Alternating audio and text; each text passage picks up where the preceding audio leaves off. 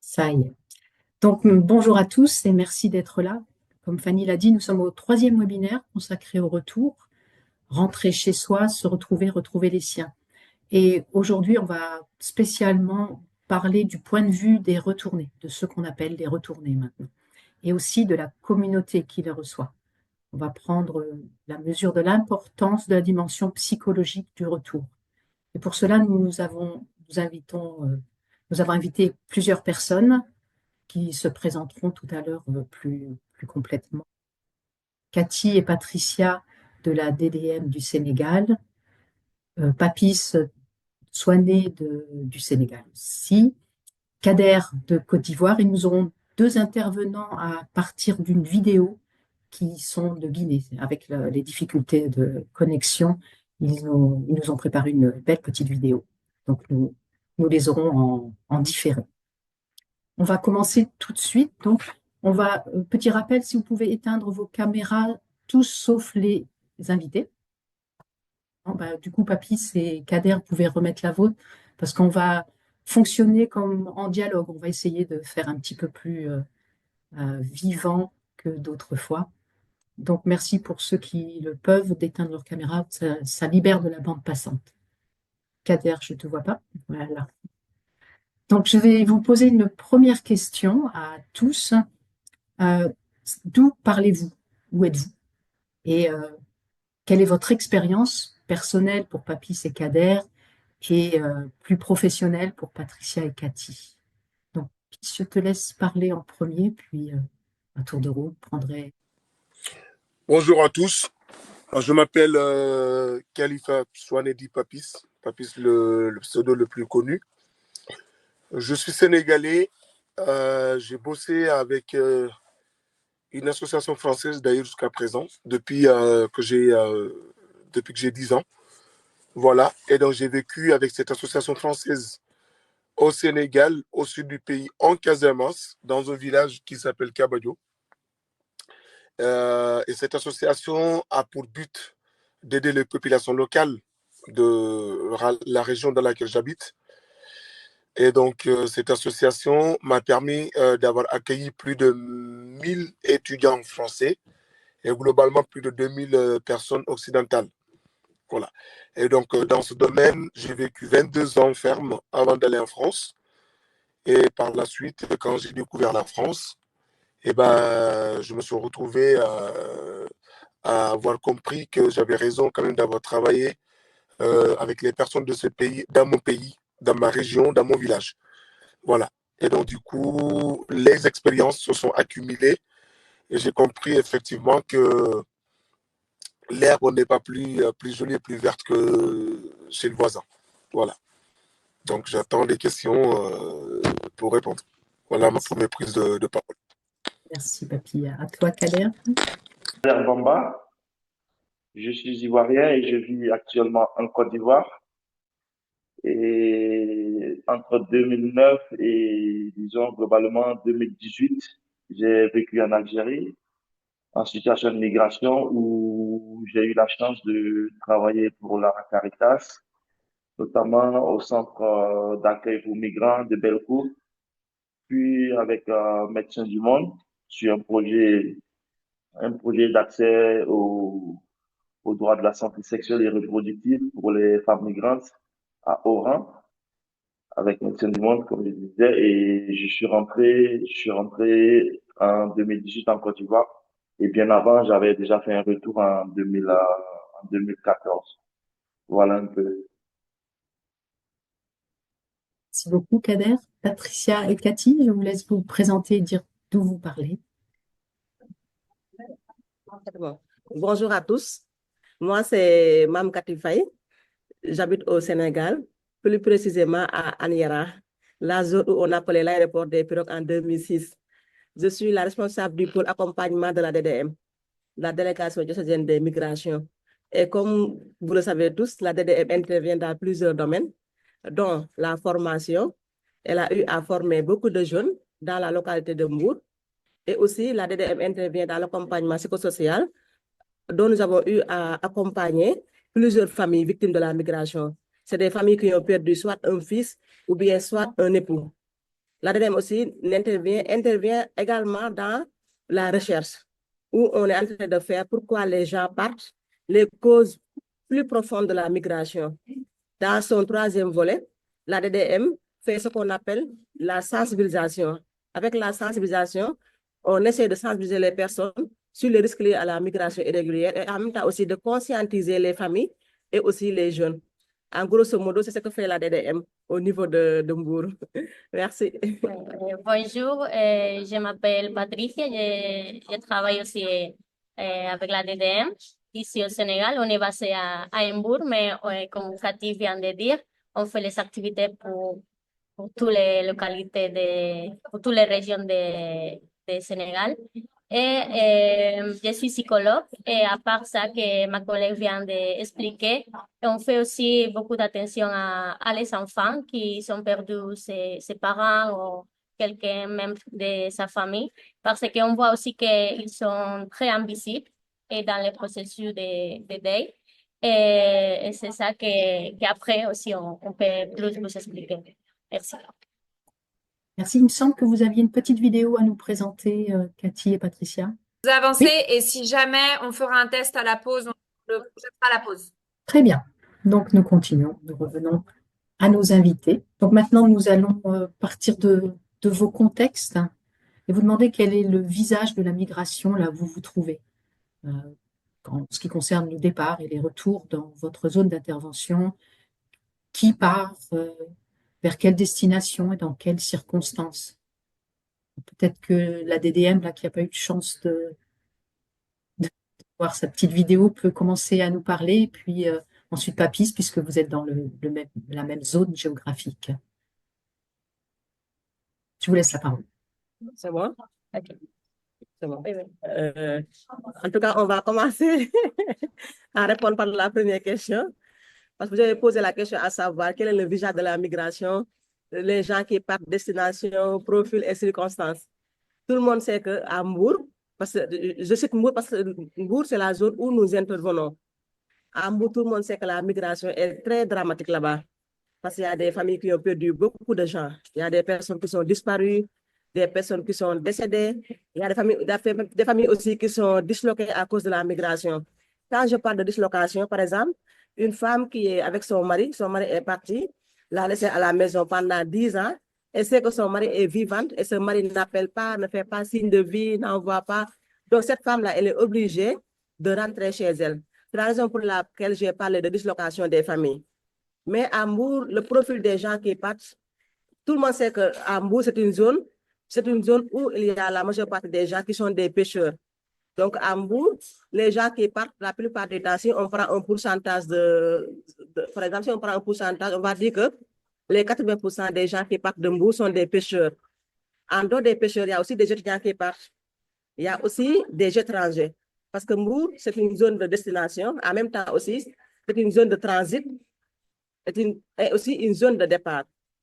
Il y a les gens qui passent par Mbour pour partir. Parce que tout récemment, il y avait un naufrage où il y avait des Maliens, des Bissau-Guinéens, des Gambiens et tout. Donc, avec ça, on peut certifier que Mbour est devenu une zone de transit et en même temps aussi une zone de départ. Les gens qui partent aussi n'ont pas la bonne information. Parce que parfois, tu peux avoir un copain qui est là-bas, il t'appelle en vidéo, il te dit que voilà, moi je suis dans une très bonne maison, j'ai une belle voiture, j'ai de l'argent et tout.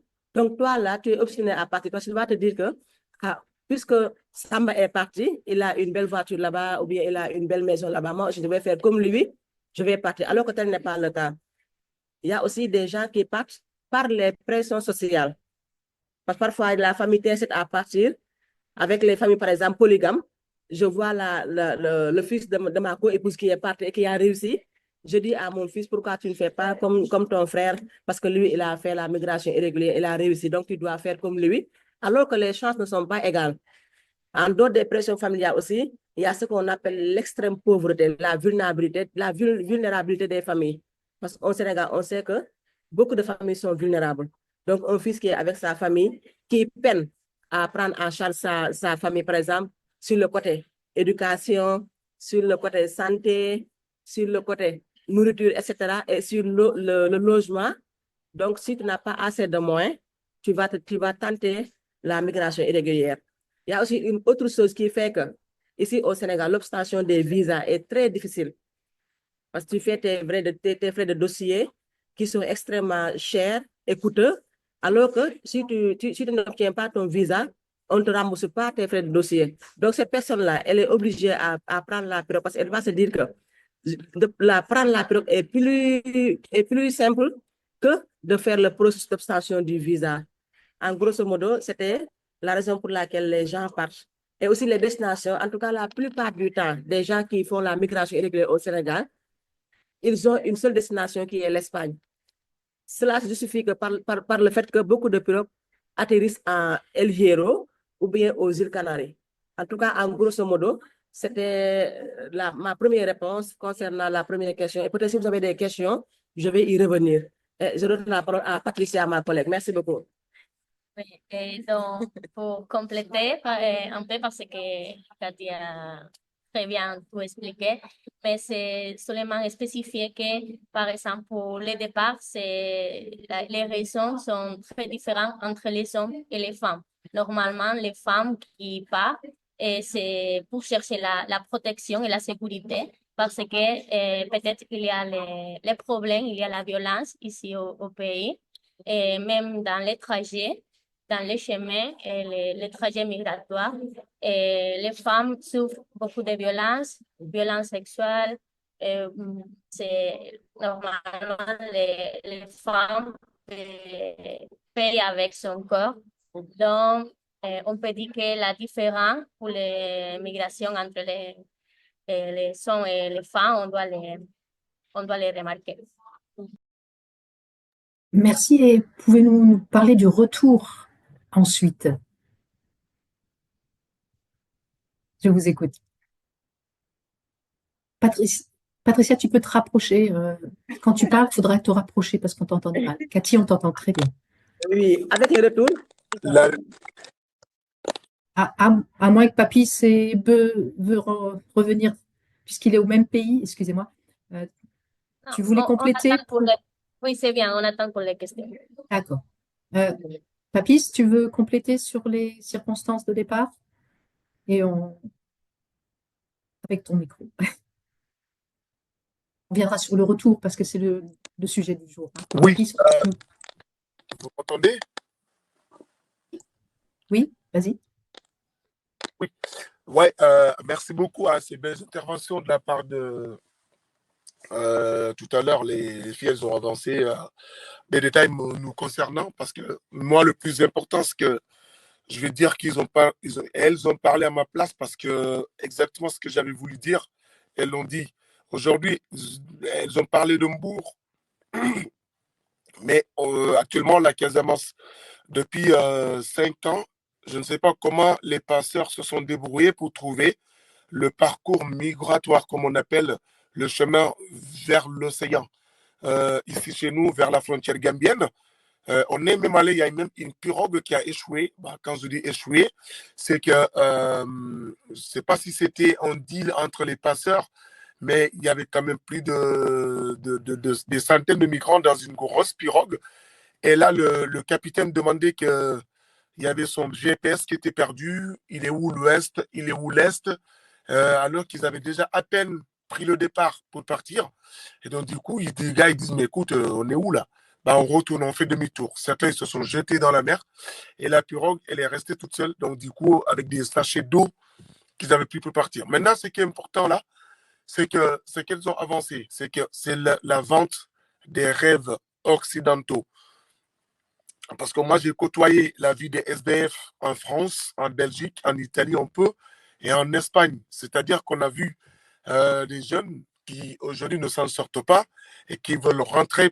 Peut-être que je suis en train d'anticiper des réponses qui me seront posées un peu plus tard, mais je me l'autorise quand même par rapport à ces jeunes qui disent, ouais, écoute, moi, je sais que les conséquences que je vois aujourd'hui et le rêve que j'avais avant de venir là, et sur le terrain, moi, j'ai envie de rentrer, mais si je rentre, est-ce que ma famille, je serai le bienvenu dans ma famille?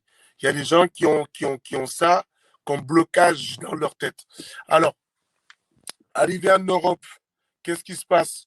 On arrive, on se dit, bah écoute, c'est ça l'Europe, voilà. Elle est où la bouffe? Elle est où le logement? Elle est où l'appartement? Elle est où le travail? Il est où le travail? Donc, quand tu as toutes ces conséquences sous tes yeux, de gauche à droite, tu ne vois pas ta famille, tu ne vois pas tes amis, tu ne vois pas les gens qui te saluent. Tu te dis, mais écoute, pourquoi je suis là en fait? Tu te poses cette question. Et la seule réponse qui est géniale, c'est de retrouver le chemin du retour. Mais le chemin du retour, je le trouve. Mais est-ce que si j'arrive à bord dans la famille, est-ce que ma mère, mon père, mon frère, ma soeur, mon cousin, ma cousine, est-ce qu'un va avoir même le vouloir de me regarder? Je serai rejeté. Cette réputation, elle est très dangereuse. Alors, qu'est-ce qui se passe à ce niveau?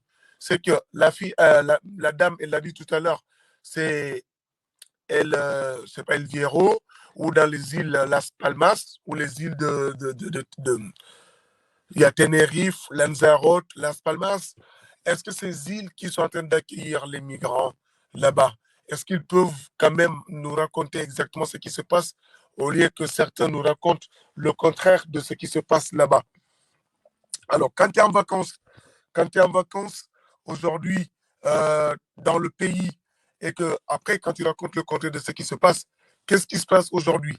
Les gens, les jeunes qui sont là, ils ne comprennent pas effectivement que la vie qui est là-bas est très différente de celle qu'on a tendance à trouver en Europe. Vous m'entendez? Oui, oui. Voilà. Et donc, maintenant, pour finir et laisser la parole aux collègues, c'est qu'au Sénégal, depuis maintenant une quinzaine d'années, nous sommes frappés par l'incroyable ignorance de ce qu'est cette voie illégale.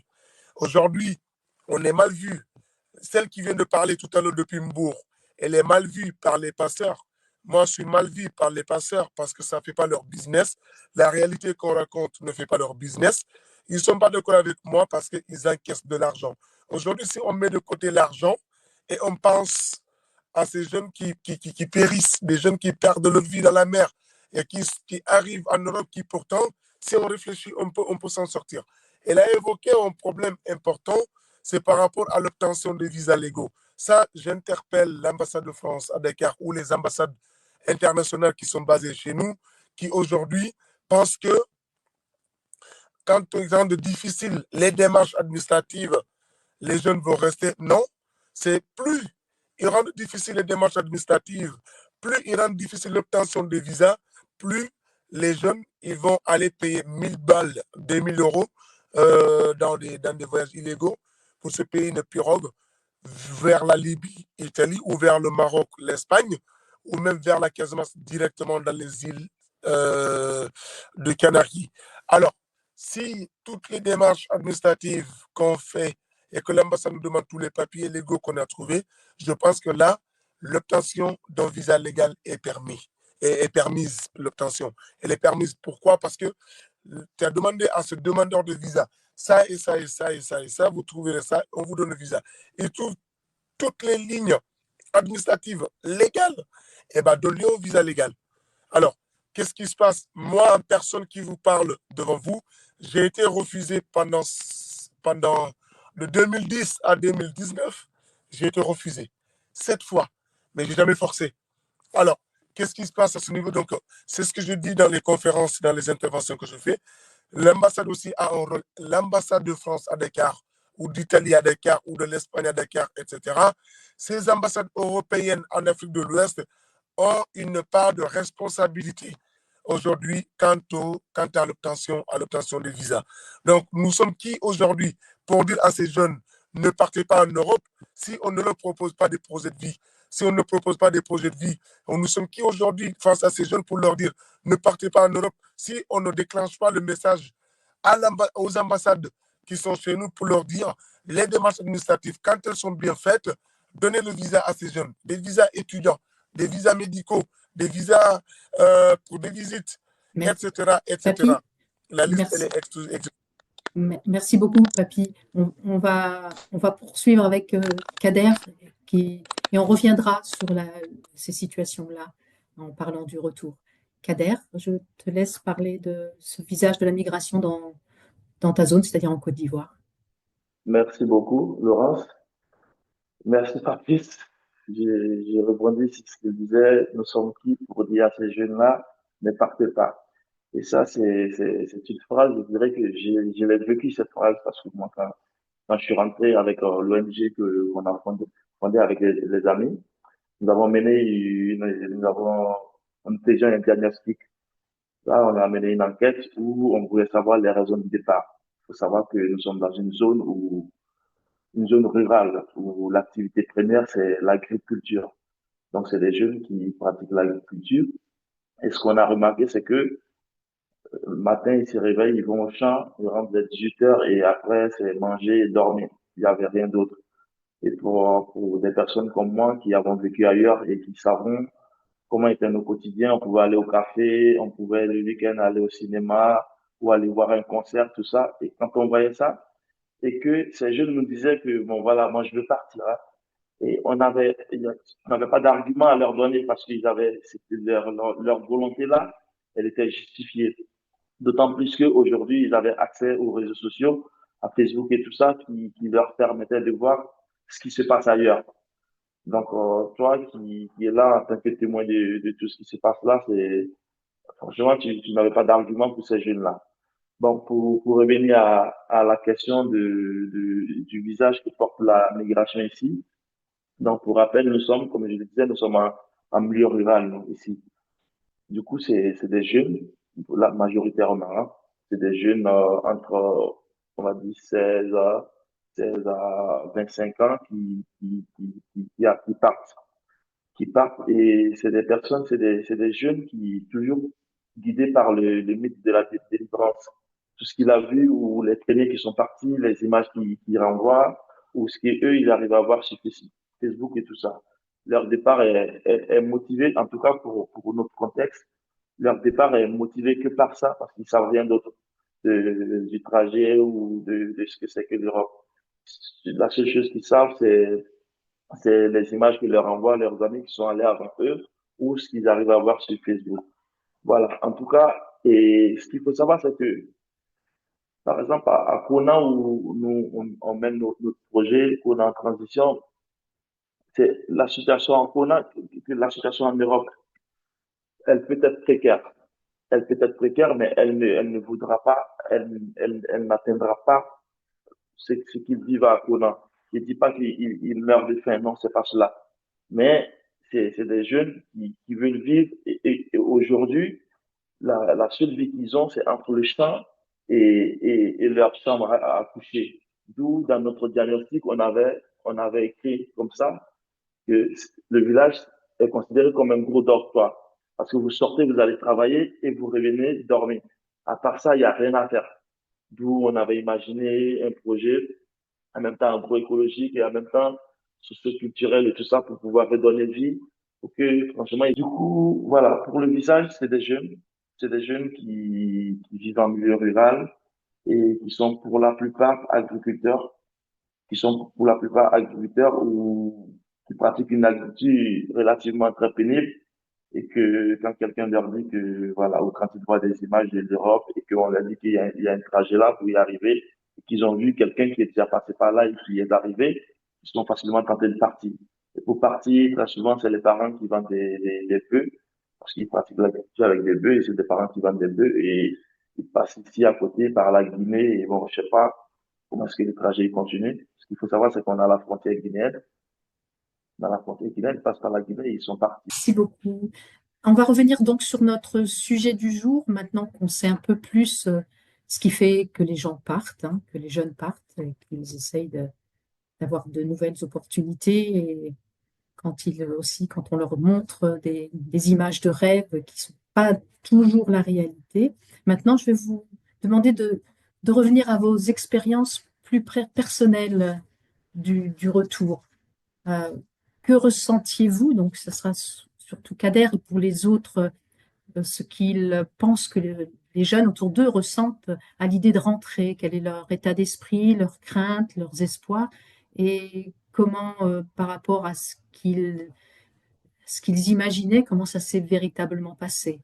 Et ça nous permettra aussi de parler aussi sur le plan psychologique, de santé mentale, comment ça se passe pour tous ces gens qui reviennent. Donc, Kader, tu vas devoir, si tu peux reprendre ta caméra et nous parler de ton expérience personnelle, ce que tu en imaginais, comment ça s'est passé exactement.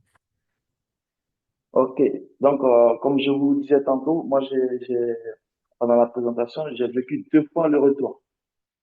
2 fois le retour, je crois que j'ai... Et mon premier retour, c'était en 2014 parce que voilà, je pensais que j'avais suffisamment emmagasiner des compétences et tout ça et que je pouvais rentrer et en faire profiter les gens de chez moi ou mon pays, disons. Et pour le dire, la préparation du retour, il n'y a pas plus stressant que ça parce que en partant, c'est, comme je l'ai dit tout à l'heure, c'est le métier de la délivrance. Tu pars pour gagner des sous, tu pars pour, voilà, pour venir construire des maisons, acheter une voiture et tout ça. En tout cas, c'est ce qu'on a vu. Jusque-là, c'est ce qu'on avait vu des personnes qui partent en Europe ou qui vont en migration.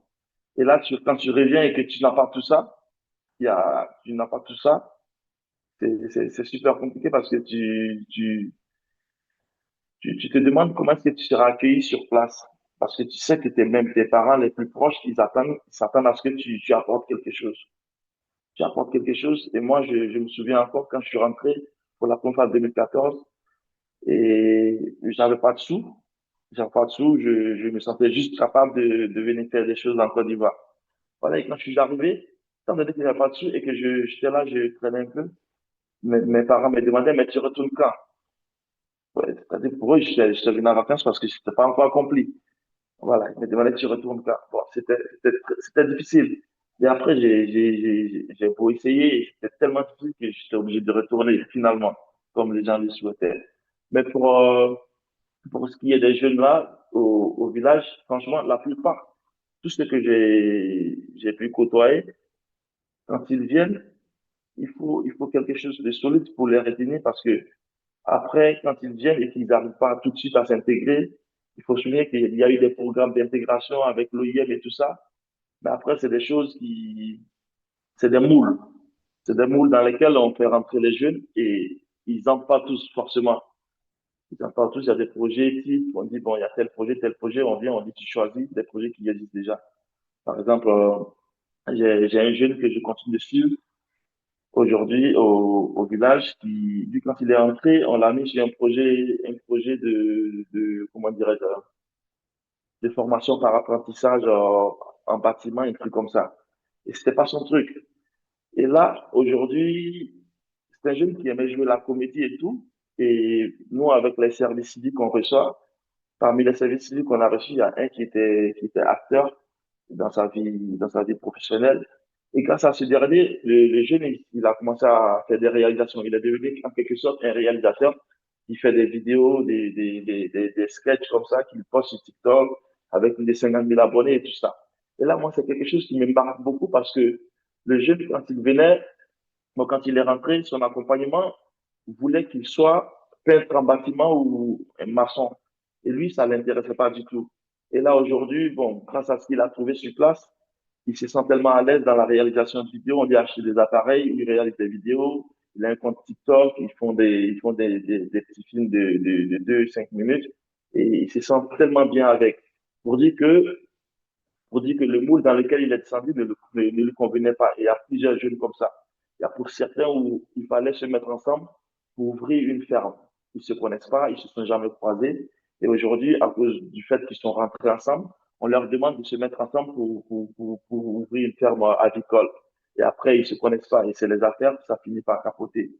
À certains, ils ont demandé d'ouvrir une boutique, une épicerie. Alors que, franchement, c'est parce qu'ils savent faire et ils n'ont jamais fait cela. Et du coup, c'est un peu compliqué au niveau de l'accompagnement.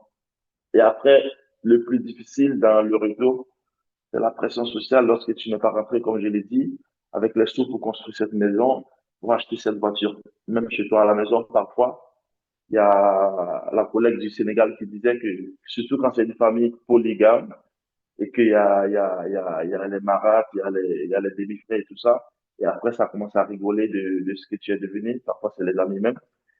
Les jeunes, ils finissent par ils finissent par retourner ou se déplacer carrément. Donc, c'est un peu ça. Merci, Kader. Merci. On va demander la réaction de la DDM du Sénégal, Cathy et Patricia. Quelle est votre perception, vous, de l'impact de ce retour sur la santé mentale des personnes? Qu'est-ce que vous identifiez euh, parmi les personnes que vous rencontrez de soucis, de besoins aussi? Donc, je vous laisse la parole. Ok. Euh, En tout cas, pour les retours, c'est parfois très compliqué.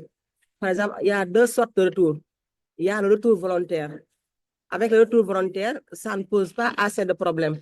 Parce que ce qu'on fait, on appelle le migrant de retour, on discute avec lui, on lui explique que ce n'est pas une honte, le fait qu'il se retourne vers son pays.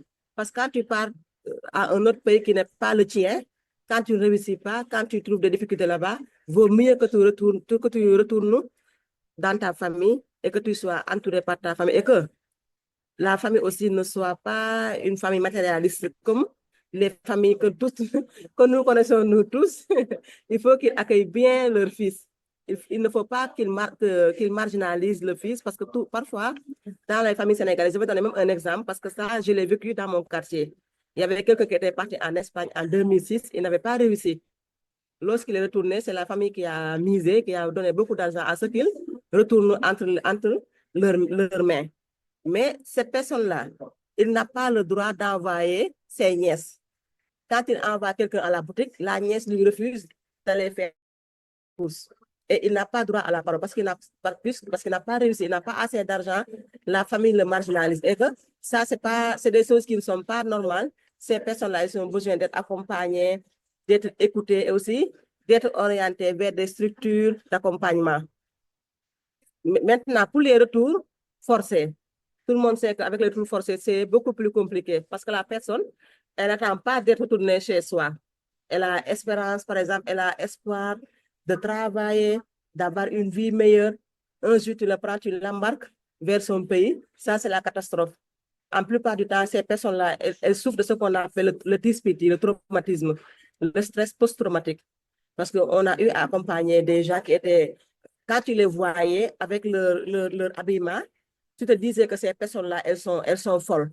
Alors que tel n'est pas le cas. C'est comment dirais-je, c'est la désespoir qui les a conduits à avoir des comportements qui ne sont pas du tout bons. Donc, ces personnes-là, ils ont besoin d'être écoutées, d'être orientées et aussi d'être accompagnées dans d'être accompagnés économiquement et socialement. Parce aussi, il faut qu'on les insère dans la société. Il faut aussi il faut qu'ils se savent que le fait d'être retourné n'est pas une honte. Parce qu'ils avaient espoir d'avoir quelque chose de bien, donc ils ne l'ont pas. Ils ne doivent pas avoir honte d'affronter la famille ou bien d'affronter la communauté où ils ont pris, où ils font partie. Donc, en tout cas, en grosso modo, c'est les expériences qu'on a eues à avoir avec les retours. Donc, ces personnes-là, il faudra qu'on les accompagne, qu'on les réinsère économiquement et socialement. C'est ce que DDM est en train de faire, parce qu'avec les formations, on le fait avec les migrants de retour, on les forme, on les finance aussi sur des petits projets à ce que la personne devienne autonome. Parfois, même la personne ne pense plus à repartir. Parce que quand tu as un projet qui a été bien financé et aussi un projet qui a été bien ficelé, tu gagnes bien ta vie, donc tu n'as pas besoin de repartir. Patricia, tu parles quoi? Oui, aussi, comme on vient d'expliquer, on fait l'accompagnement dans les moments. On t'entend mal, Patricia. Faut peut-être que tu te rapproches un peu Maintenant, plus. maintenant c'est mieux? Oui, merci. Ok. Donc, on vient d'expliquer, on fait l'accompagnement des victimes, mais aussi on fait l'accompagnement dans les moments d'urgence, des naufrages, et on fait l'accompagnement avec les familles, mais aussi avec les rescapés. Donc, par exemple, avec les rescapés, on peut voir comme c'est pas seulement ça qu'ils sont reçus dans les voyages, c'est aussi parce que peut-être il y a les frères, les amis qui sont morts à côté de leur. Même on peut donner l'exemple un rescapé qui était parti le 8 de septembre, que c'était le naufrage d'Hambourg. Et donc, il nous avait expliqué dans les sessions que, oui, il est parti avec son ami. Son ami est décédé. Il est vivant, mais il nous demandait, OK, je suis vivant, mais comment est-ce que je peux récupérer ma vie? Donc, je me sens perdue. Je ne sais pas comment est-ce que je peux faire maintenant parce que j'ai tout perdu, tout mon argent, tous mes rêves, l'espoir de la famille s'est perdu aussi. Et il n'avait pas la manière de recommencer son travail parce qu'il avait vendu tout. Donc, comme Cathy a bien expliqué, c'est très important faire les accompagnements avec les victimes et aussi les aider à se réinsérer socialement dans la communauté. Merci Patricia et Cathy. Papis, est-ce que tu veux compléter sur ce sentiment de honte, le sentiment d'échec, les traumatismes dont tu peux être témoin? Donc, nous allons voir la petite vidéo de présentation de la DDM que nous n'avons pas pu voir tout à l'heure. Ça doit durer 2 minutes. Et ensuite, nous reprendrons notre conversation. Très bien, nous entendons bien. Les projets migratoires ont de graves répercussions sur les différentes sphères de la vie des personnes qui les subissent. Aussi bien celles qui essaient que celles qui vivent l'attente angoissée et enfin la difficulté évidente de ceux qui reviennent. C'est pourquoi les DDM accompagnent les processus vitaux à partir d'une approche psychologique qui place la personne et son expérience au centre, en la reconnaissant et en lui offrant des ressources, des espaces et un soutien, tant individuel que collectif, et en particulier à travers l'accompagnement communautaire des processus de deuil qui intègrent l'expérience de la foi comme un élément de résilience qui permet les liens avec les communautés dans un domaine encore trop stigmatisé.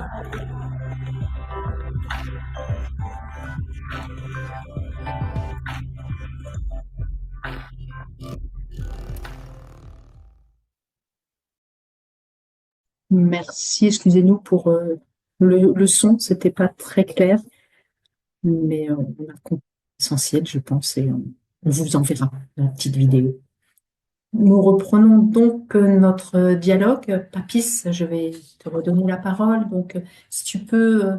Donc, nous avons vu tout à l'heure dans les témoignages l'insuffisance des projets de retour qui ne collent pas forcément aux attentes aux besoins, aux qualités des personnes qui reviennent, qui les mettent en difficulté. On a vu aussi que la famille peut être aussi un frein à un retour réussi. On a vu qu'un accompagnement psychologique était nécessaire aussi parfois, surtout dans le cadre des expulsions qui peuvent être violentes, il faut le dire.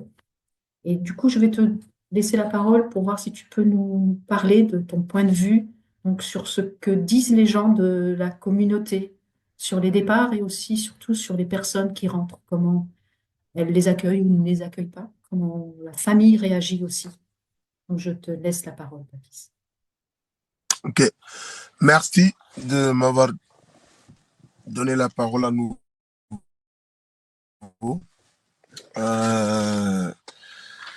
Cette question, elle me touche. C'est peut-être une seule question, mais qui a beaucoup de réponses, mais on va essayer d'être synthétique dans les réponses parce que c'est l'objectif de cette rencontre aussi, c'est important.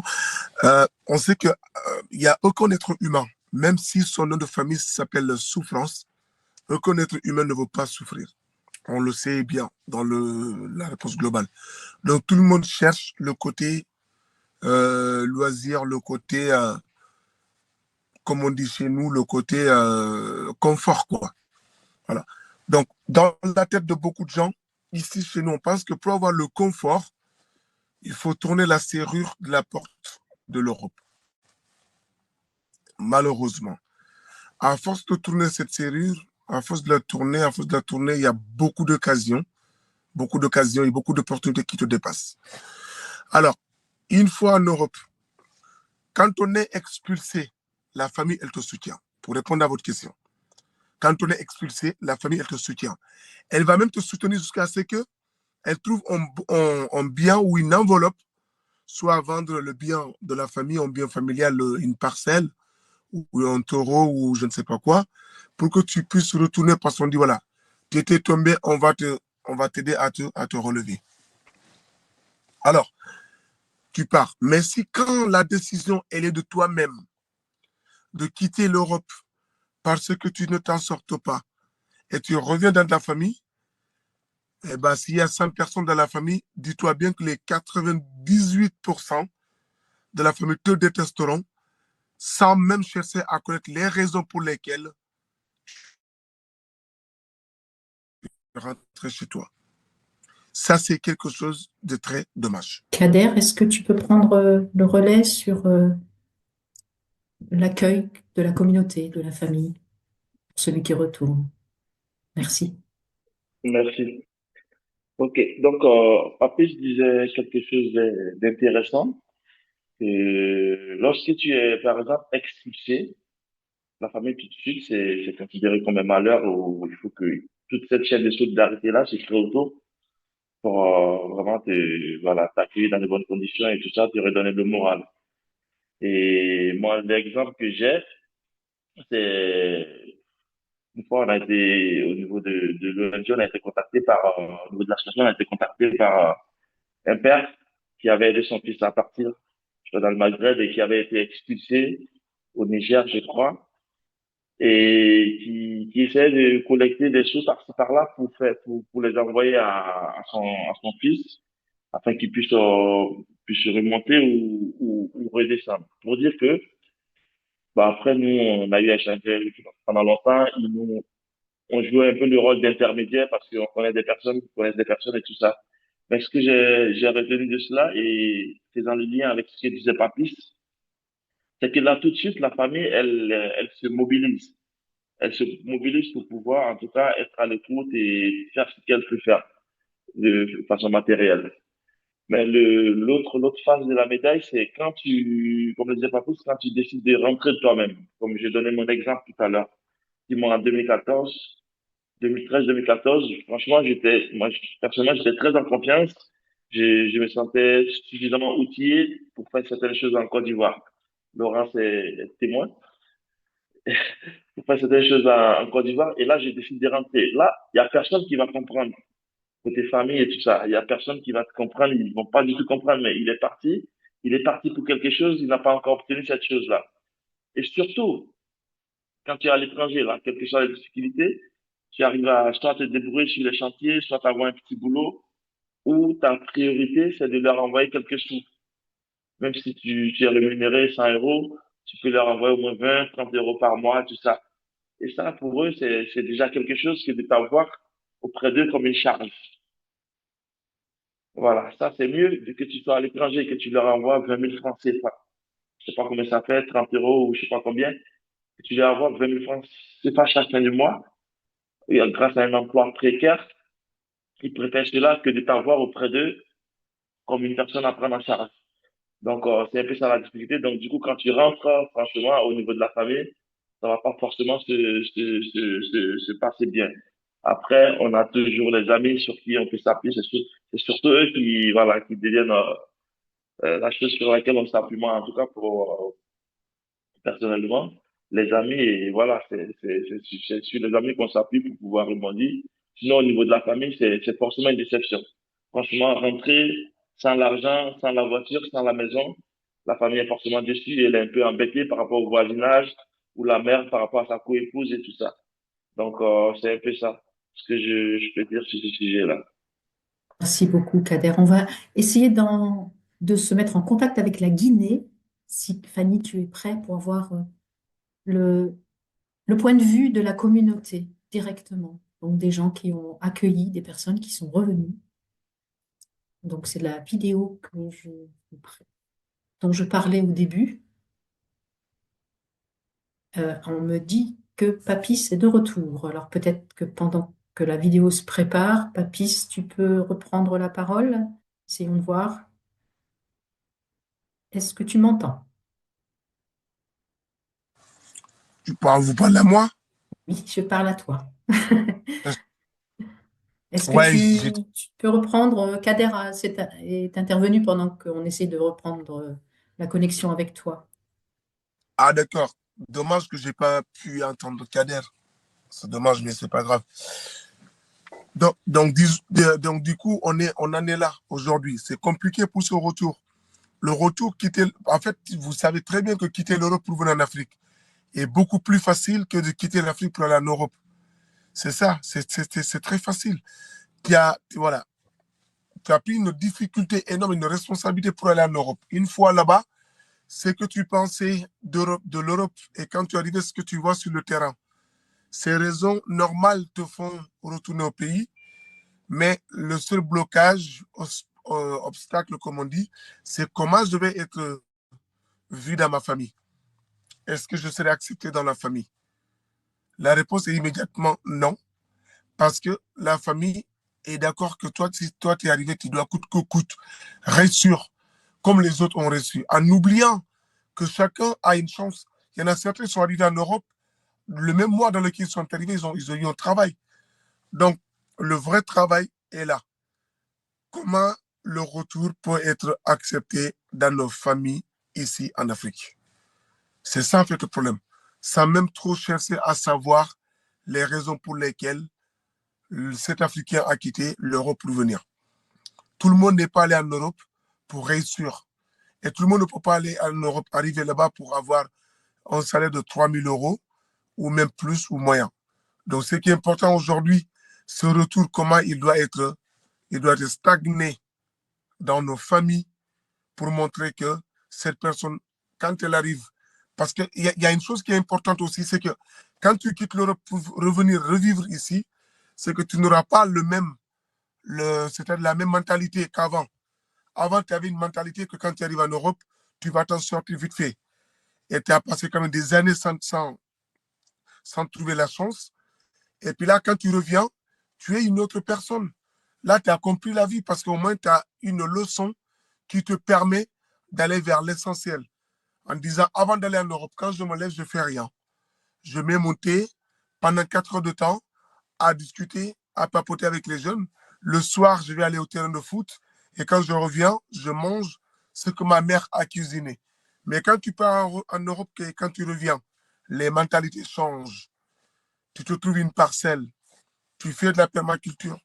L'agroécologie, comme l'a dit mon frère. Tu es dans des petits projets pour avoir de l'argent. Parce qu'en Europe, celui qui ne travaille pas ne vit pas, généralement. Donc voilà ce que moi j'ai envie de dire. Et je ne sais pas si la première prise de parole à ce sujet a été entendue ou pas. Sinon, s'il faut reprendre, je vais reprendre. Mais voilà où on en est par rapport au retour des jeunes. Merci, Papis. Non, ce que tu dis complète tout à fait ce que Kader exprimait de la difficulté du retour en famille qui est vu comme un échec. Ce que tu viens de nous partager introduit la vidéo de la Guinée sur la perception de la communauté de ceux qui reviennent. Alors, en Guinée, on a eu beaucoup de problèmes de connexion. Les témoignages sont difficiles à recueillir et notre équipe, l'équipe de Caritas, a mis avec les, les matériels qu'ils ont de disponibles, a mis en place cette petite vidéo pour qu'on puisse avoir le partage de la communauté de, faut pas que je me trompe, de Nzérékoréré. Et Monsieur Nyanko Fidel Loua et ensuite Monsieur Souat Tokpa Loua vont nous partager ce qu'ils ont vécu en contact de ces jeunes, moins jeunes, qui reviennent au pays et comment ça se passe dans leur communauté. Donc, à toi, Fanny, pour la technique. Alors, je vous demanderai à tous de mettre peut-être très fort votre son, parce que ça reste artisanal, c'est bien fait, mais vous pourriez avoir des problèmes de son. Donc, mettez bien à fond vos sons de vos ordinateurs ou de vos tablettes ou de vos téléphones. Merci. On peut y aller.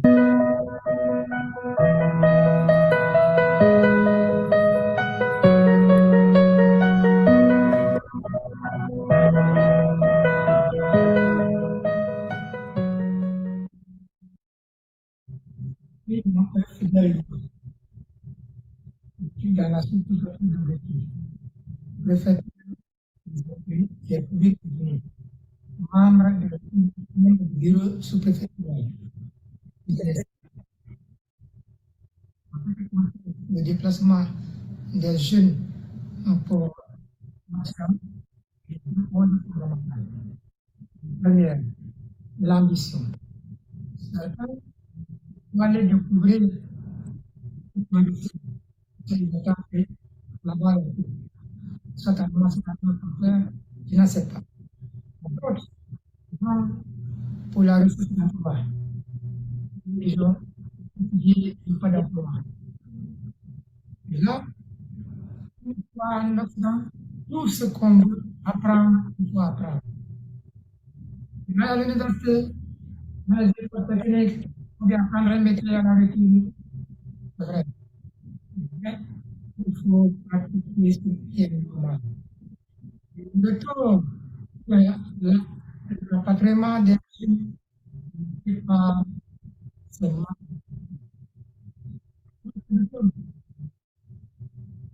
Je regrette pas le temps, ils sont partis. Je connais après deux personnes qui ont suivi. Dans lui, c'est le produit. Il se dit, il travaille énormément. 8 jours. Le rendement était tout. Et par manque de papier, il a été rapatrié. Donc, il est revenu. Il se fait son garage. Il s'est acheté des parcelles. Il a construit. Il a fait une boutique pour sa femme. Il a fait sa prendre. Il s'en a donné. Il se fait. Lui, il est dans sa boutique. Il a l'air.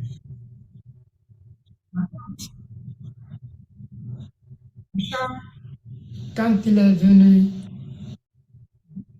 les documents qu'il avait fait avant de partir, il avait honte personnellement. Personnel, millions et même communautaire. Il dit non. Il fallait se retourner. Pas mourir. Oh, oui. Là, il y a Rodrigue, lui qui avait eu une dépression mentale, il ne pouvait pas supporter le coup. Là, aujourd'hui, nous n'avons pas leur information. C'est dommage. Le résultat, c'est le financement des jeunes filles. Ils vont, elles partent, elles n'ont pas de métier. Elles n'ont rien appris. Je ne sais pas, elles partent pourquoi. La recherche de l'or, de richesse, je n'en sais pas. La plupart, depuis leurs parents, à leur retour, ils restent à la charge des parents. Ce qui aggrave encore la pauvreté de leurs parents. Les parents regrettent dans le voyage. Personnellement, ce que je conseille aux jeunes, tout ce qu'on va apprendre, apprends normalement. Donc, tu apprends bien l'emploi. Tu gagnes.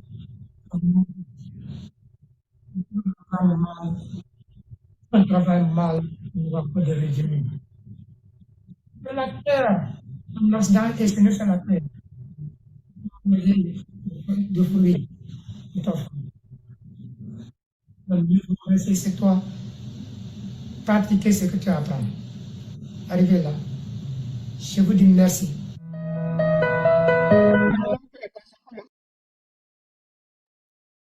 Voilà, on va couper entre les deux témoignages parce que le son n'est vraiment pas bon. Alors, c'est dû à notre retransmission à nous, hein, parce que le son de la vidéo originelle est bon et on comprend bien.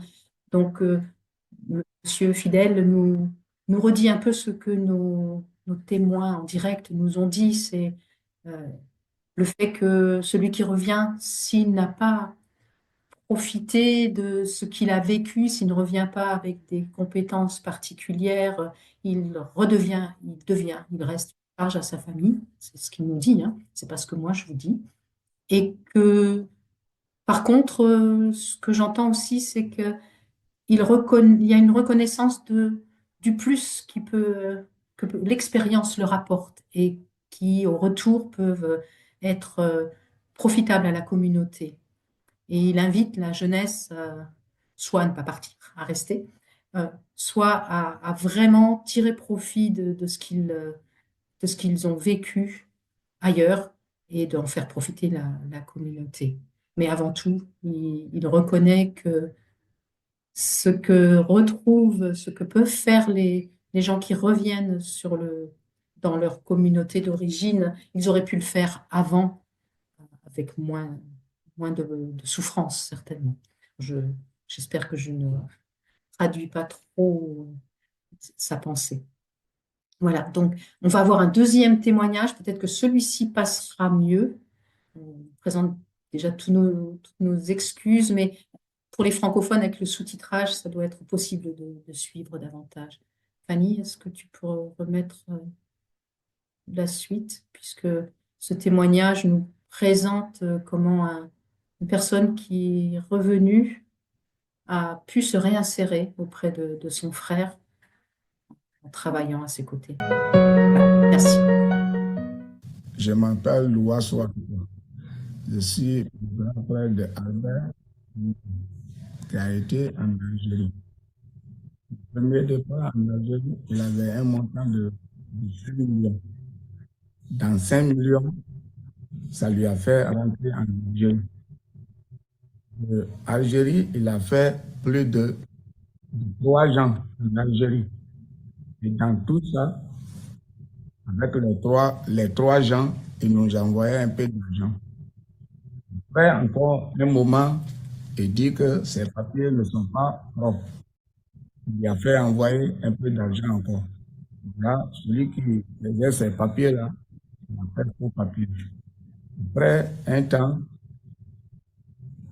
en partant au travail, les gens ont dit que notre papier n'est pas allé.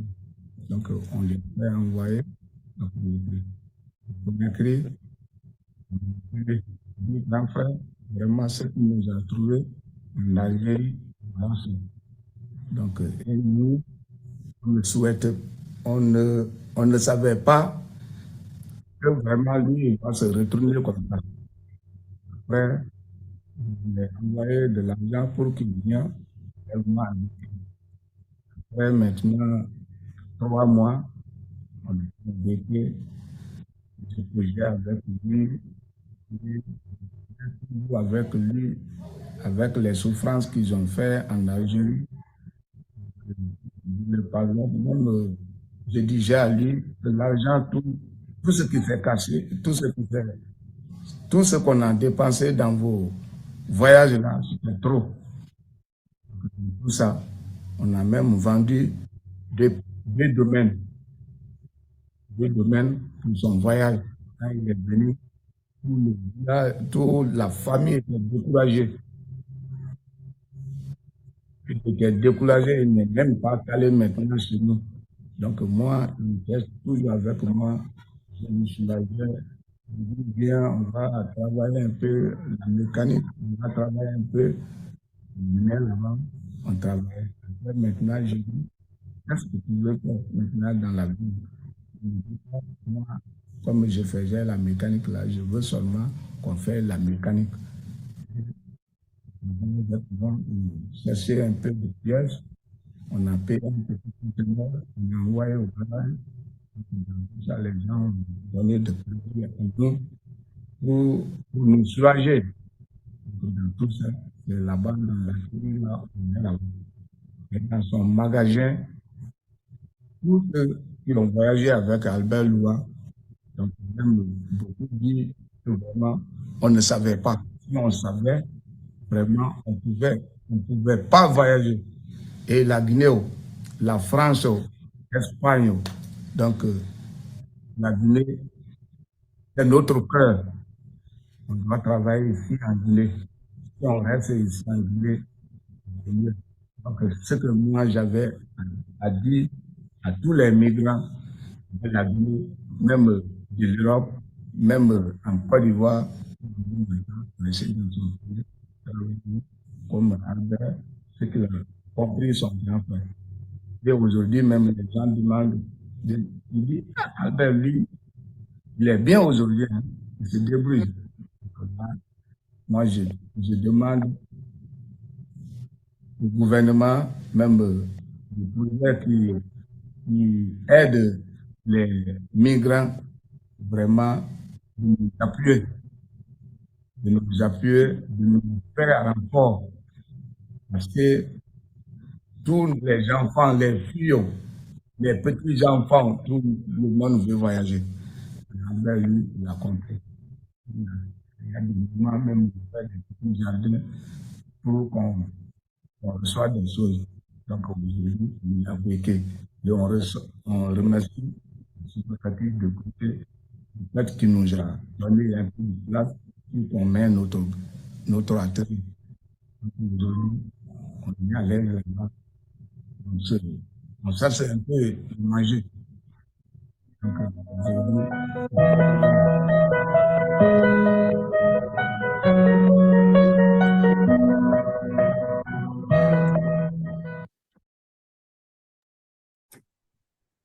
On remercie le CPH, la Caritas Guinée, pour tout le travail qu'ils ont fait. Je pense que cette deuxième partie était plus compréhensible que l'autre et reprend d'une autre façon le fait que, en revenant, il y a possibilité de se réinsérer si la famille est accueillante et propose des solutions. On va revenir sur la perception justement de la communauté par rapport au départ et surtout au retour des personnes en donnant la parole à Patricia et Cathy sur le sujet. Alors, Cathy, on t'entend très bien parce que tu te mets bien devant le micro, je pense. Et Patricia, il faudrait que tu fasses pareil. Dès que tu t'éloignes, on entend moins. À vous. Merci. Merci encore. En tout cas, pour la perception des départs, tout le monde sait que ici au Sénégal, s'il n'y a pas de drame, les gens sont pour les départs, ils ne disent rien. Ils incitent même leurs fils à partir parce qu'ils sont obstinés par l'argent, par le luxe et tout. Donc, je vais faire une petite partage de la définition que nous avons faite sur la migration. C'est une création que DDM a fait parce que nous, à notre niveau, nous avons défini la migration dans la méthode SONCAS. SONCAS, S-O-N-C-A-S. C'est les causes que nous avons pu définir en un sigle qu'on appelle SONCAS, on dit que les causes principales, c'est d'abord la sécurité.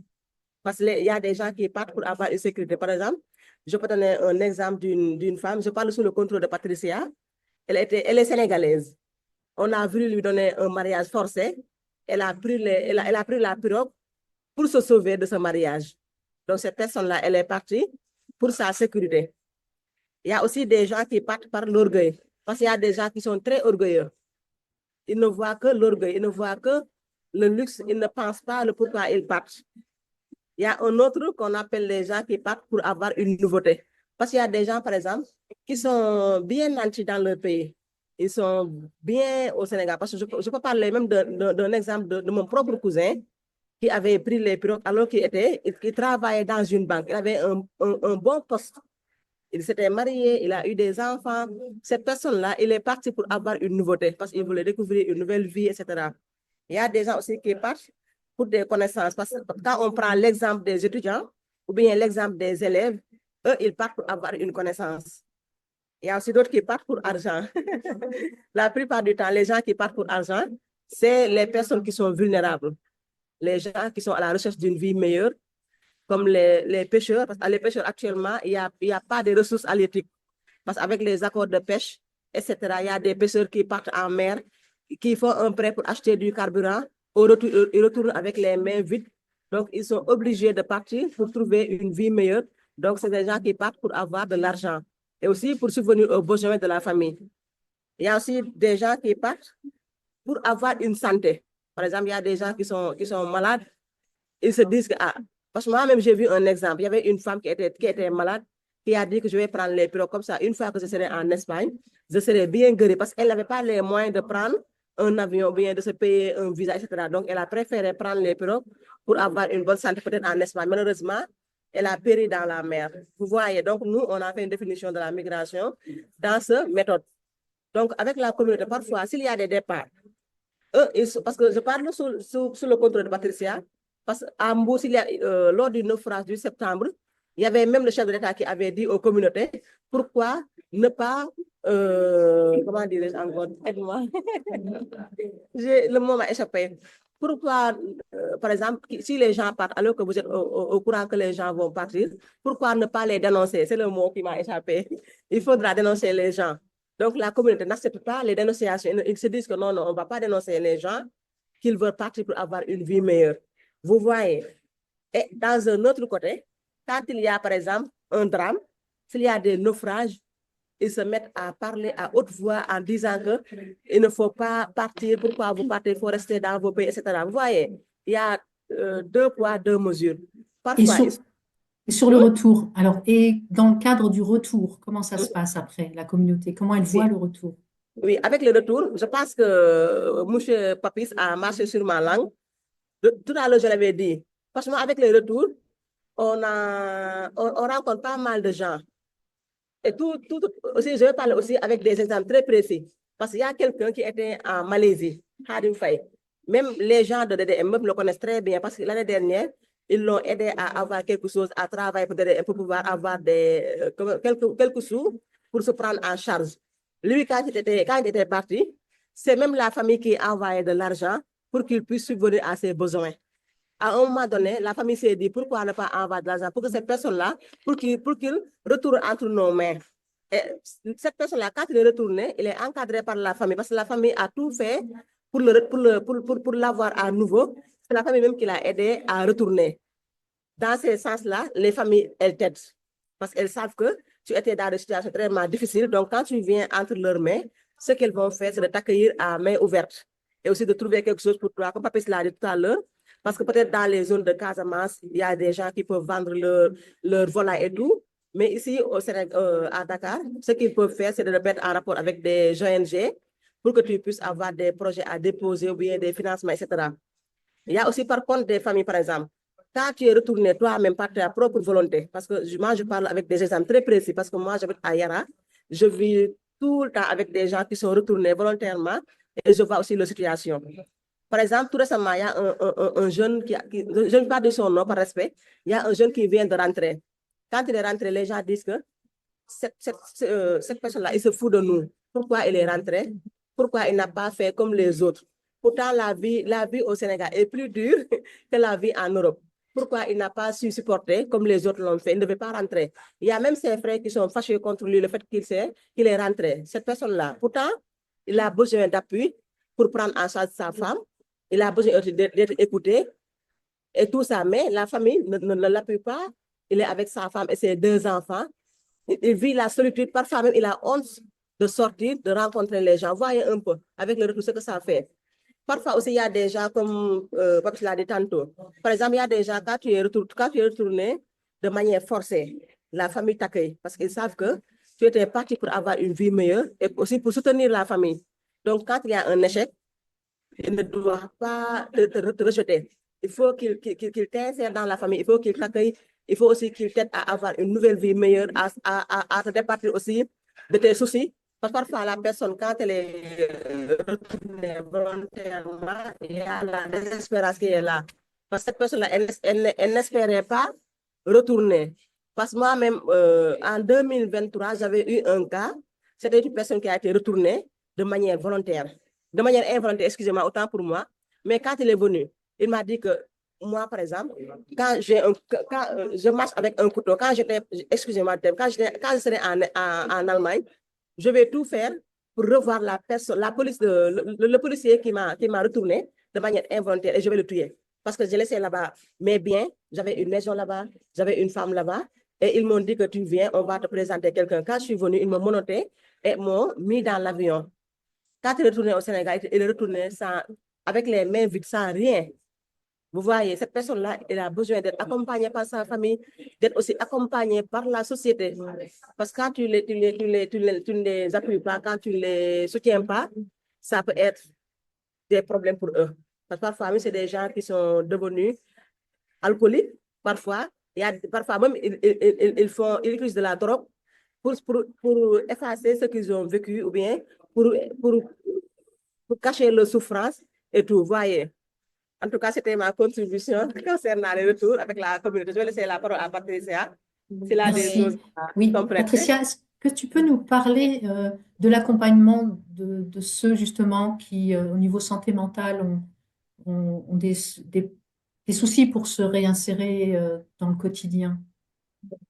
Oui, surtout pour les migrants de retour, comme Cathy vient de dire, la situation est trop compliquée dans la communauté et dans la société et c'est très important que cette personne peut avoir un espace de sécurité où ils peuvent exprimer et expliquer ses sentiments, ses émotions, qu'est-ce qui se passe. Parce que le stress post-traumatique, comme Cathy vient de dire, normalement, c'est pour tous les migrants de retour. Et même, il y a les migrants qui, par exemple, ils peuvent rentrer dans les drogues, dans l'alcoolisme, mais aussi, il y a les autres symptômes, par exemple, les couchements, il devient un peu ici, il devient folle. Mais l'accompagnement, surtout, c'est individuellement pour avoir cet espace de sécurité et aussi parler à les familles. Parce que c'est très important que cette personne peut avoir le soutien de la famille, de la communauté. Et surtout, c'est très important de sensibiliser les communautés sur cette réalité. Merci beaucoup à tous. Pour appuyer, oui. Pour appuyer un peu, je pense que je parle sur le contraire de Papis. Papis sait ce que je parle. Parfois, même ici au Sénégal, quand la personne est retournée, elle vit un sentiment de stigmatisation. Parce que les gens ici stigmatisent quand ils te voient, ils te disent que regardez-le, il était parti, mais il est retourné avec les mains vides. Vous voyez, avec l'accompagnement psychosocial, comme Patricia l'a bien dit, il faut d'abord qu'on parle avec les familles, avec la communauté et aussi avec les migrants de retour. C'était la contribution que je voulais apporter. Merci. Merci beaucoup et ça fait le lien avec la dernière question que je voudrais vous poser à tous et vous pourrez donc revenir sur le sujet, mais je vais m'adresser en premier lieu à Papis. Tu m'entends, Papis? Oui. Ouais, je vous entends, ouais, allez-y. Merci beaucoup à ces deux intervenantes, elles ont été efficaces dans leurs réponses, mais pas à moi d'apprécier, excusez-moi. C'était une parenthèse. Merci à toi. Papis, quel message penses-tu qu'il faut transmettre dans les communautés pour faciliter ce retour? Comment trouver le juste équilibre entre le discours à avoir, entre formation et les dangers du parcours et la dissuasion, les informations sur les dangers du parcours et la dissuasion. Donc, comment avoir un juste équilibre dans tout ça? Est-ce que moi, j'ai droit de vous faire répéter votre question, s'il vous plaît? Mais tu as tous les droits. Quel message tu souhaiterais transmettre? Tu transmets déjà, toi, dans les communautés pour faciliter le retour? Oui. Je facilite, ouais, exactement. En fait, c'est l'objectif de mes déplacements vers l'Europe. Ça, je vous le dis honnêtement. Avant, quand je faisais les conférences dans mon village, dans les villages environnants, la plupart des questions qui me reviennent, des jeunes me disent « Ouais, mais Papis, comment tu peux nous parler de la réalité d'un pays que tu ne connais pas ?» Alors, moi, je dis « Mais écoute, je préfère écouter un Français qui est en vacances au Sénégal que d'écouter mon frère qui vit en Europe et qui est en vacances au pays pour 2 semaines ou 3 semaines. » Parce que mon frère qui vit en Europe, quand il est en vacances, il aurait tout le mal du monde pour me raconter exactement la vraie vie qu'il vit là-bas en Europe. Culturellement, on ne se le permet pas. Et parfois même religieusement, on se dit, si tu vis du mal, cache-le pour toi, garde-le pour toi. Il ne faut pas décourager les autres. Alors, quand tu parles de la réalité que tu vis en Europe, ici au Sénégal, tu es le premier ennemi devant les yeux d'une jeunesse qui te suit. C'est pourquoi parfois on est même amené à mentir. Si on a un salaire de 1 500 €, on dit on a un salaire de 2 000 €. 2 000 €, ça fait 1 327 000 francs CFA. Mais madame, d'où se trouve la pertinence de votre question? Ma réponse, elle va venir parce que j'ai quasiment une réponse analogue à celle de la sœur de Mbourg, là. Comment elle s'appelle déjà? Cathy. Hein? Cathy? Cathy, voilà. Cathy, ouais.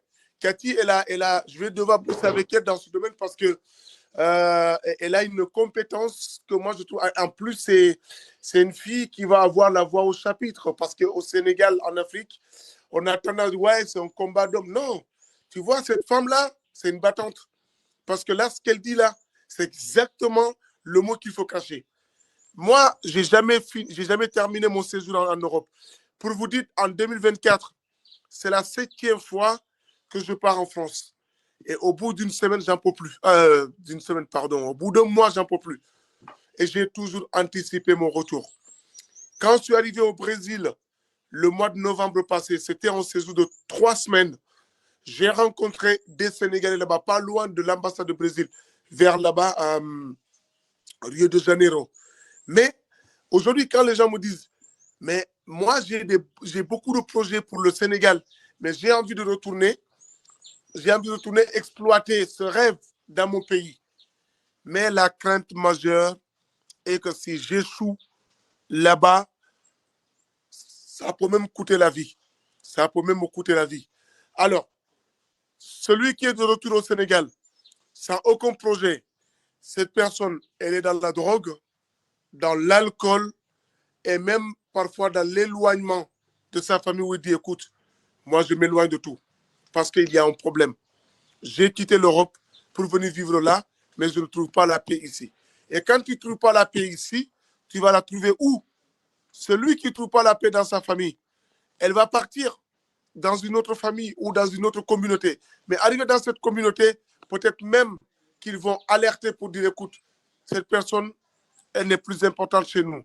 Elle est venue chez vous, faites attention à son accueil. C'est tellement important. Donc, c'est pourquoi moi, je trouve très important ce sujet aujourd'hui pour qu'on le débatte.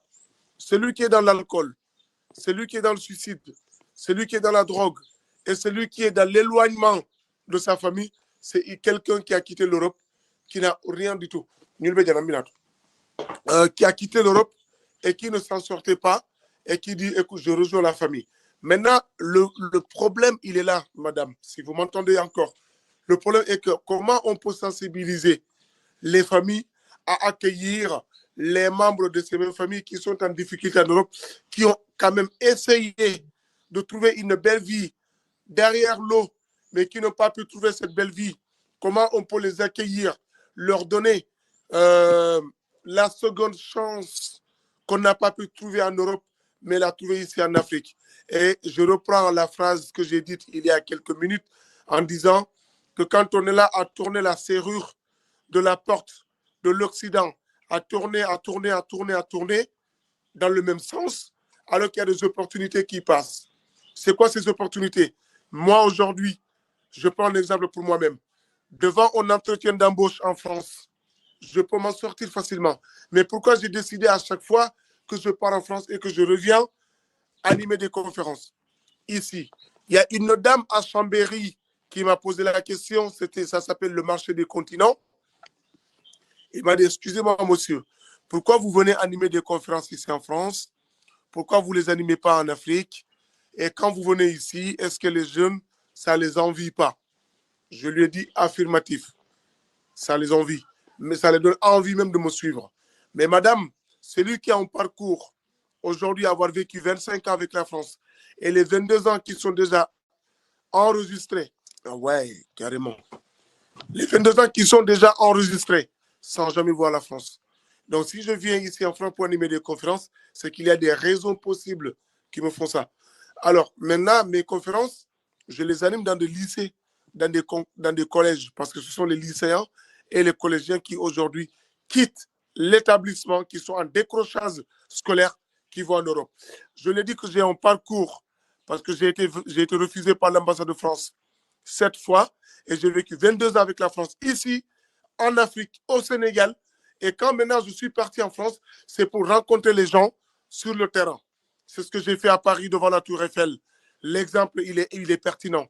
J'ai trouvé des Sénégalais là-bas avec des tapis. Ils vendent des petites Tours Eiffel en disant pas cher, avec des petits bracelets, des petits colliers. Je dis ça, je préfère ça que de faire la mendicité.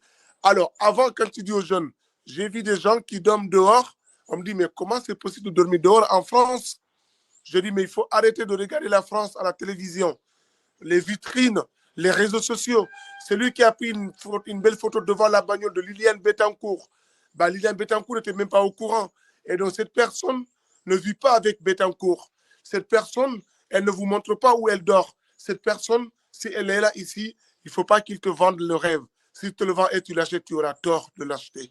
Donc, là où je vais terminer, pour laisser la parole à mes collègues, à mes pas co-débatteurs, mais à mes amis qui sont là, je dis des amis virtuels, c'est que le problème est que nos frères et nos sœurs qui vivent en Europe, il faut qu'ils arrêtent de raconter le contraire de ce qu'ils vivent là-bas. C'est ça la bonne réponse. Parce qu'aujourd'hui, un jeune Sierra Leone, il m'a dit au lycée Ampère de Marseille, il m'a dit comment nous, on peut vous aider à sensibiliser le reste des jeunes en Afrique. Je le dis, racontez la vérité. Si vous racontez la vérité, c'est quoi la vérité? C'est que quand tu oses montrer une photo de toi dans une galerie de Lafayette, ose montrer la photo de là où vous dormez avec tous les jeunes dans une pièce de quelques mètres et vous êtes 30 à dormir là-bas. Dites ça, comment vous mangez. Dites ça, les taxes.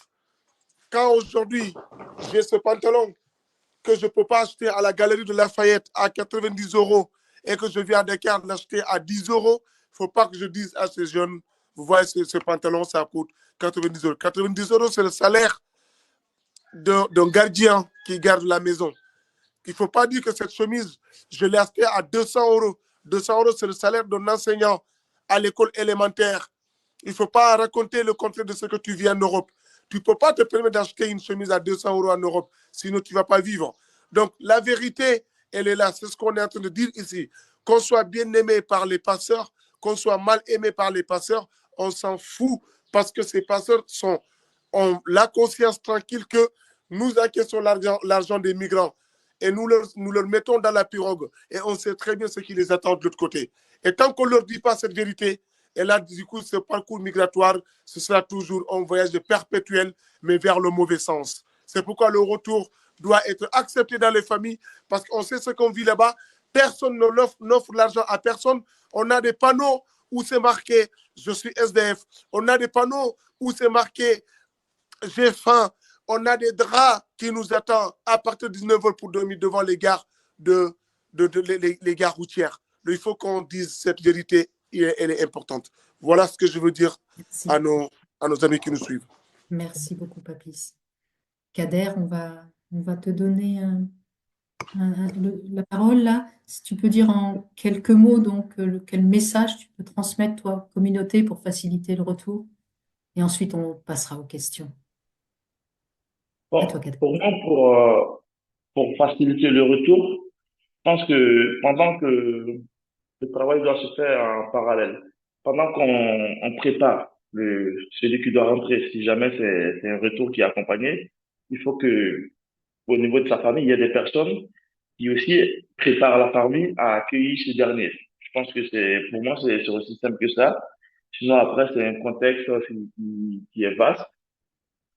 Et voilà, pendant qu'on accompagne le bénéficiaire à rentrer, disons la personne en situation de migration à rentrer, il faut qu'il y ait encore une équipe sur place qui accompagne, qui prépare la famille à accueillir ces derniers et lui expliquer dans quelles conditions il entre et expliquer surtout que ce n'est pas une fatalité. Voilà un peu. À côté, j'aimerais rebondir un peu sur tout ce que les amis ont dit. Parce que moi personnellement, et au niveau de notre organisation, hein, on se sent pas légitime à dire aux gens, c'est pas bon là-bas, c'est bon là-bas, c'est ceci, c'est pas ceci. Ça, on n'entre pas du tout là-dedans parce que les jeunes, ils sont pas cons, ils font une toute simple comparaison.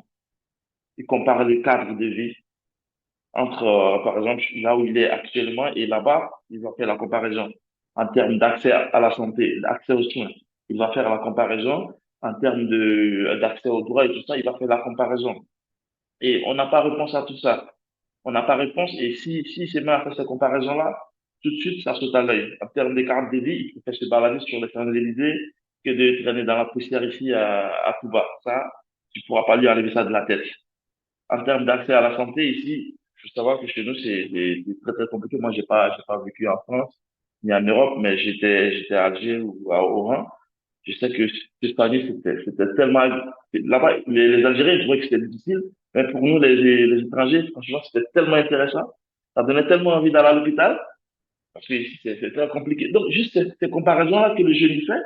Genre, je te dis, je parle avec mon pote, je lui dis non, j'étais malade, j'avais une hernie, là, je suis allé, ils m'ont opéré rapidement, là. Il a dit, ah bon, c'est comme ça là-bas? Tu as payé combien? Non, j'ai rien payé, j'ai payé 1000 dinars et tout ça.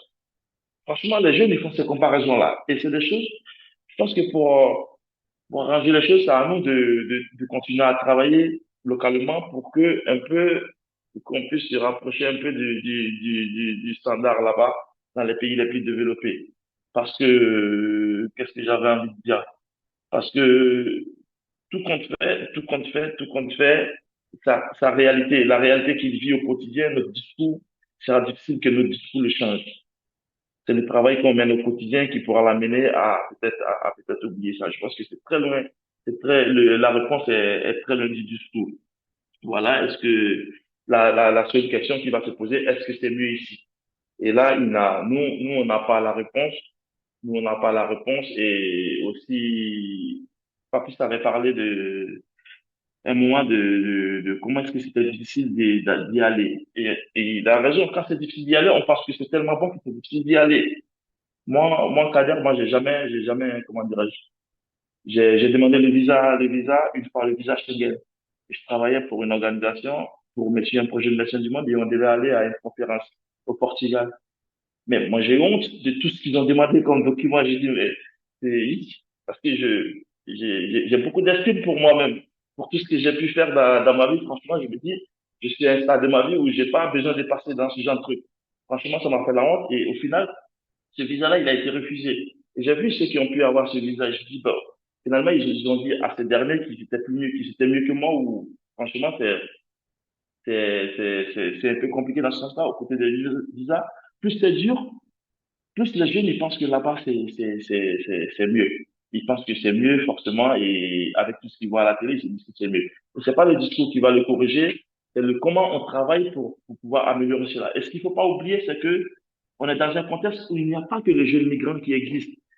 Parce que les gens, ils sont tous dans la même situation. Il y a des milliers de jeunes avec lui dans le même environnement et ils ont les mêmes problèmes des jeunes du même âge, ils ont les mêmes problèmes dans cet environnement-là. Donc, c'est plus global. Et nous, c'est parce qu'on travaille sur cette thématique que forcément, on fait focus sur les jeunes migrants. Sinon, tu travailles sur ces jeunes migrants, il y a un autre à côté qui s'apprête à partir. Donc, c'est un travail global. Il faut qu'on arrive à travailler de sorte que on puisse monter un peu à niveau en termes d'accès à la santé, en termes d'accès aux droits, en termes de beaucoup de choses. Voilà un peu c'est ce que je pense, moi. Merci Kader. C'est ton appel à la communauté finalement qu'elle s'arrange pour que la situation sur place s'améliore et on ne parlera plus ni de départ ni de retour finalement. C'est ce qu'on souhaite. Merci à tous. Le temps passe, hein, et trop vite, bien trop vite. On va passer aux questions maintenant. Il y a deux questions sur le chat. Il y a Toiro qui vous pose la question. Il aimerait comprendre l'impact de la dette morale sur le retour dans vos différents contextes pays. Alors, si très vite les uns et les autres, vous pourriez en parler. Et de l'autre côté, peut-être que vous pouvez prendre les deux questions à la fois, mais de façon très succincte. C'est la place des chefs religieux locaux et des organisations confessionnelles. Est-ce qu'elles aident les gens qui reviennent? Restons sur le retour, hein, ne parlons plus du départ, là. Donc, est-ce que les organisations confessionnelles ont un rôle dans la manière de se réinsérer pour sensibiliser aussi les communautés à ne pas stigmatiser les migrants dans le retour et en aidant les personnes à retourner à se réintégrer dans le travail, la formation, l'accompagnement psychologique et spirituel? Je lis la question là. Donc, la dette morale et puis la question sur les chefs religieux et les organisations confessionnelles. Peut-être la DDM, est-ce que vous pouvez nous dire un mot là-dessus? Donc, sur le retour, hein, on reste focalisé sur le retour, si chacun d'entre vous peut en dire quelques mots. Cathy. Oui, oui. En tout cas, à propos de la dette morale, la personne qui vient, il n'aurait pas souhaité d'être retourné. Donc, il est retourné peut-être par son propre gré. Il se sent responsable parfois, parce que parfois, la personne qui part, la plupart du temps, c'est la famille qui cotise de l'argent pour que cette personne puisse partir. Et la famille, en cotisant aussi, elle pense que avec l'argent qu'ils vont donner la personne ou bien le jeune, peut-être ce jeune va réussir. Et si cette personne échoue aussi, si cette personne retourne devant la famille, il y aura toujours une chose qui va la traverser parce qu'elle va se dire que c'est un échec, vu que la famille a cotisé pour lui, pour qu'il réussisse. Malheureusement pour lui, il n'a pas pu réussir. Donc, cette personne-là, il a toujours quelque chose en tête. Il est toujours honte. Même parfois, il y a des gens qui vivent même la solitude. Parce qu'on ne peut pas être en face de la famille, tout en sachant que c'est la famille qui a tout donné pour que cette personne parte, alors qu'il a eu un échec. Donc, parfois, en tout cas, c'est des situations qui sont tellement fréquentes et ce que nous voyons tous les jours avec nos migrants de retour que nous fréquentons. Merci. On va demander à Papy si sur l'intervention des confessions, des groupes confessionnels, si tu peux intervenir là-dessus, est-ce qu'ils ont une part active ou pas euh, dans le fait de faire comprendre aux communautés l'important de bien accueillir ceux qui reviennent? Papy, est-ce que tu peux prendre la parole? Avec ton micro, s'il te plaît. Ah oui, mon micro.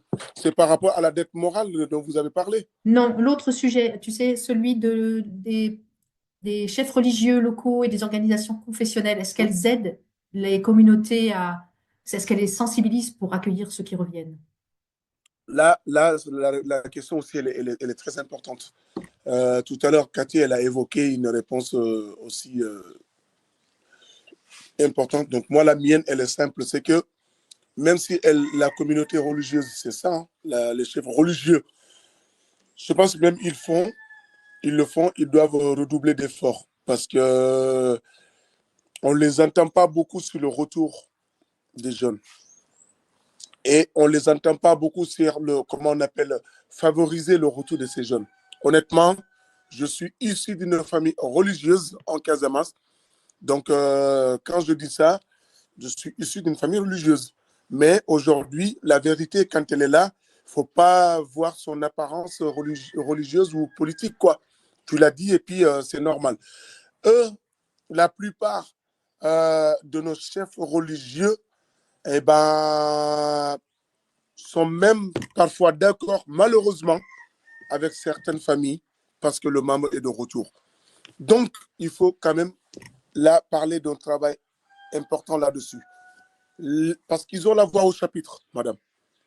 Les chefs religieux ont la voix au chapitre dans notre société ici. Parfois, quand ils s'expriment, tout le monde les écoute religieusement. Parfois, quand ils décident, on est qui pour dire le contraire de ce qu'ils décident. Donc, je pense que s'ils mettent un accent important sur le retour de ces jeunes, ce serait déjà un grand pas important pour attirer d'autres gens à suivre le même chemin pour marquer ce retour. Donc, voilà la réponse que j'ai envie de donner tout à l'heure. Merci beaucoup. Kader, est-ce que sur Oui, le sujet, oui. Vas-y.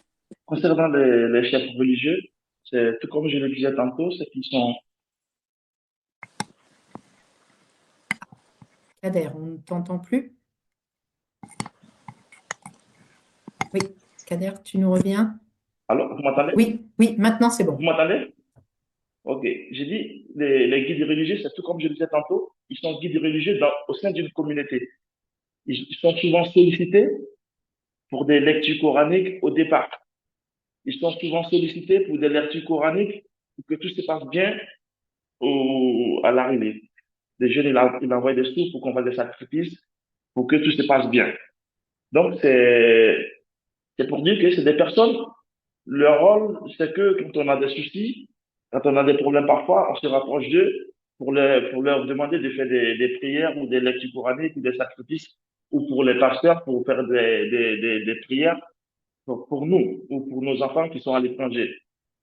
C'est de même que pour qu'ils puissent jouer un rôle là-dedans, concernant l'accueil des retours, c'est de comme on le fait sur certaines autres thématiques, c'est de faire des programmes de formation où on forme ces guides religieux-là sur la question.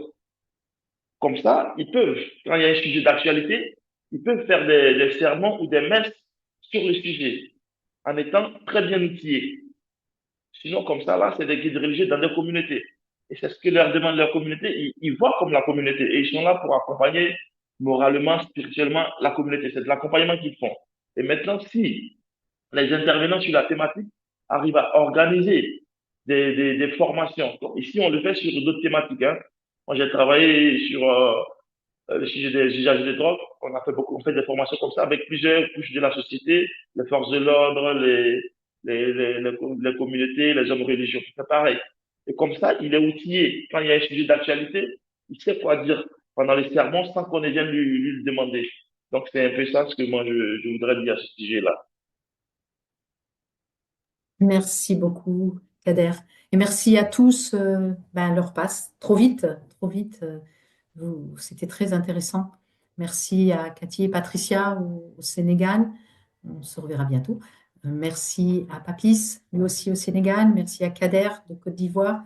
Merci en différé à tous ceux de Guinée et à Toiro qui était avec nous, qui a organisé les vidéos. Et que la technique ne soit pas meilleure, on va s'améliorer. Je remercie aussi beaucoup parce que c'est pas facile, tous nos interprètes, hein, les qualités du son quand on est dans certains pays, c'est pas l'excellence. Merci à vous pour l'effort et je vais laisser le mot de la fin à Fanny.